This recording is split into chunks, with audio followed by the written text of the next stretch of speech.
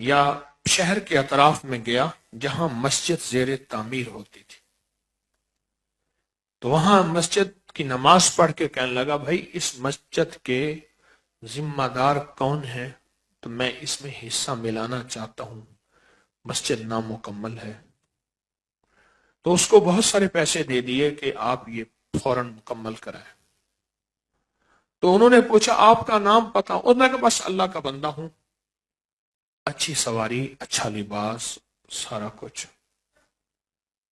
پھر اگلی دفعہ پھر آئے کچھ جمعوں کے بعد، جمعہ پڑھا اور پھر بہت سارے پیسے دے دیے، ماشاءاللہ کام ہو گیا، اچھی بات ہے، اور کام کرائیں، اللہ کا گھر ہے، ڈالیں۔ کچھ جمعوں کے بعد انہوں نے پوچھا کہ باؤ جی آپ کرتے کیا ہیں؟ کیا میں لوگوں کو باہرلے ملک بھیجتا ہوں،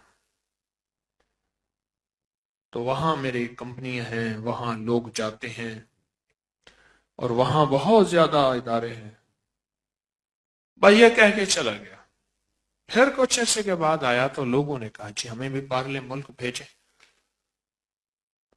تو انہوں نے کہا جی میں اس شکل میں بھیجتا ہوں کہ جب پیسے مجھے پہلے تھوڑے سے دیے جائیں، باقی میں کرتا ہوں، وہاں جا کے یہ پہلے گھر پیسے پورے کریں، پھر مجھے آہستہ آہستہ کر کے اتار رہے ہیں، بس میرا کام صرف بندہ پروری اور غریب پروری ہے۔ 100 بندوں نے پیسے دے دیے، 10,000 روپے، جو باؤ جی نے پیسے دیے تھے اس سے 100 گنا زیادہ،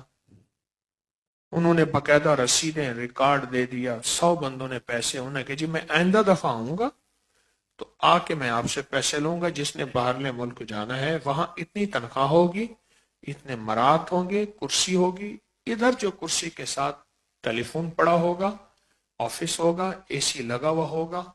سردی گرمی کا مسئلہ نہیں ہے، اور اگر آپ پڑھے ہوئے نہیں ہیں تو اسی آفس میں آفس بوائے ہوں گے، وہ کوئی مسئلہ نہیں ہے۔ ہمارے ایک دوست تھے مرحوم، وہ کہتے تھے مسئلہ کوئی نہیں ہے، بس آپ نے چائے پکانی ہے، 1 منٹ میں کام ہو جانا، بس مسئلہ ہی کوئی نہیں۔ آئندہ دفعہ پھر آئے، لوگوں نے پیسے تیار کیے ہوئے تھے، دور دور تک خبریں آئیں، ایک سخی درویش ہے، یہ مسجد بنوائی ہے،